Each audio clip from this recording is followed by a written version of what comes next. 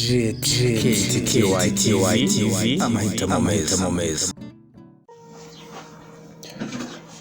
Ikaze nanone kuri JTKTTY TV wowe dukurikira buri munsi, reka nkubwire ngo komeza ugire ibihe byiza cyane. Reka mbanza nsuhuza abantu by'umwihariko bari mu gihugu cya Kongo n'abari mu Burundi. Wowe udukurikira uri mu Burayi, muri Amerika, mu Bwongereza, reka nkubwire ngo komeza ugubwe neza. Wowe uri mu Rwanda, Uganda ndetse n'ahandi hose ngenda mbona mu nkurikira muri, reka mbabwire ngo Imana ikomeze ibahe umugisha. Uyu munsi wa none rero tugiye kurebera hamwe kuri yellow card. Ese ni iki gishya kiri kuri yellow card? Twigeze kuyivugaho tuvuga ukuntu ushobora kuyikoreraho amafaranga, ariko ni ibintu bitari byoroshye bigoranye, ariko kuri ubu ngubu bakaba bamaze kuba bavugurura. Ubu ngubu rero ukaba ushobora kuba wakorera amafaranga atari make kuri yellow card mu buryo bworoshye. Wowe udafite yellow card nagushishikariza gutunga yellow card muri telefone yawe. Cyurakora urajya muri description, harimo link uyikandeho maze ukore registration. Abantu byananiye kwiyandikisha kuri yellow card ntabwo bigoranye, kuko harimo KYC. Hari abantu buri abatinya KYC no kuvuga ngo mu buryo baba verifying niba uri umunyagihugu wa nyawe koko. Ndafungura yellow card yanjye rero. Ndafungura yellow card yanjye, nindangiza ndashyiramo password yanjye, hanyuma ninjire muri yellow card mbabwire ngo ni iki gishya kirimo. Ese ni ubuhe buryo bwiza burimo umuntu ashobora kuba yakoraho amafaranga nje kubabwira.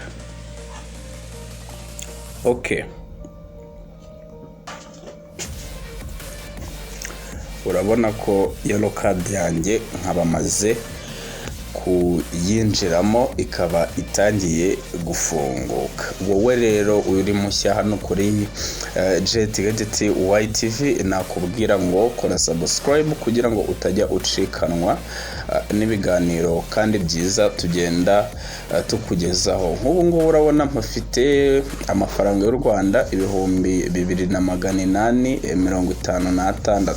Aya mafaranga rero niyo ahari, ariko ukabona ko ari mu manyarwanda, ntabwo ari aya macoin. No kuvuga ngo mbere yellow card yagiraga Bitcoin na USDT, ariko kuri ubu ngubu ntabwo ariko bimeze. Gukorera amafaranga kuri yellow card mu minsi yashize kwari ukubanza ugafata amafaranga yawe nk'aya ngaya ari hano ukayagura Bitcoin, noneho wabona itangiye kuzamuka, urugero hano hari -3%, wabona wenda hari nka +3%, ukaba wakora sell ukabonye inyungu. Ariko izi coin ziri hano ari BTC cyangwa se USDT, ni coin gutegereza bigoranye, ni coin zidakunda kuba zajegajega cyangwa se kunyeganyega, ariko kuri ubu ngubu ntabwo ariko bikimeze. Ninza ngakanda no kuri crypto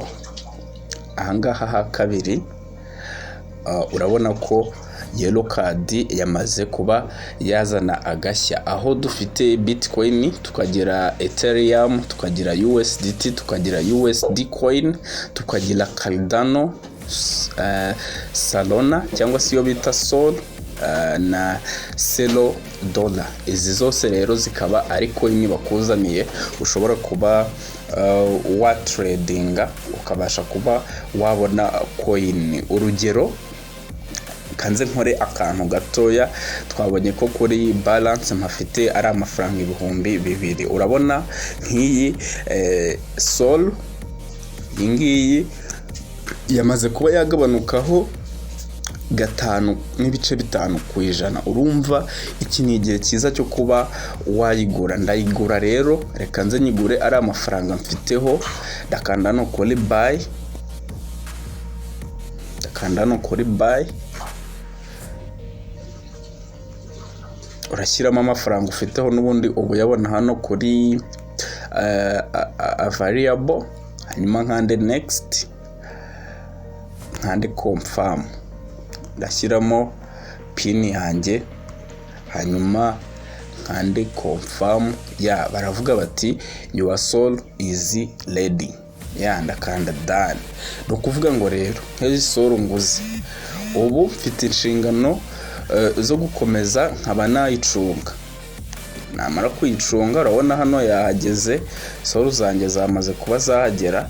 Namara kwicunga rero nka making sure ko ndi kureba ko iri kuzamuka. Nk'aha ngaho urabona aho nyiguriye nayiguze iri kuri -5.5, ariko urabona igeze kuri -4.54. Urumva ko itangiye kuba yazamuka. Nizamuka ikagera kuri percentage nifuza, nshobora guhita nza hano kuri soul nanone ngakanda hano kuri sell, ngashyiramo a variable, hanyuma ngakanda next, akagaruka mu mafaranga kandi akagaruka yamaze kwiyongera. Wowe rero utariyandikisha muri yellow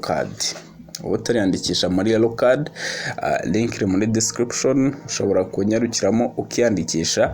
Nawe mushya kuri RW-KIGALI wakora subscribe kugira ngo utajya ucikanwa na video tugenda tukugezaho. Abantu muri kwiga future trading, abantu muri guhabwa signal, reka mbabwire ngo congratulations, kuko mwamaze kwitandukanya na platforms, kuko biba bigoranye gukora business uzi ko buracya yafunze.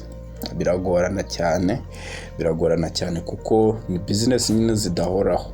Ariko future trading muri Binance, cyangwa se wowe uri kwiga forex trading, reka nkubwire ngo umaze gusobanuka, umaze kumenya online business icyo ari cyo. Bye bye. Ndi Jet, iyi ni Jet KTT YTV.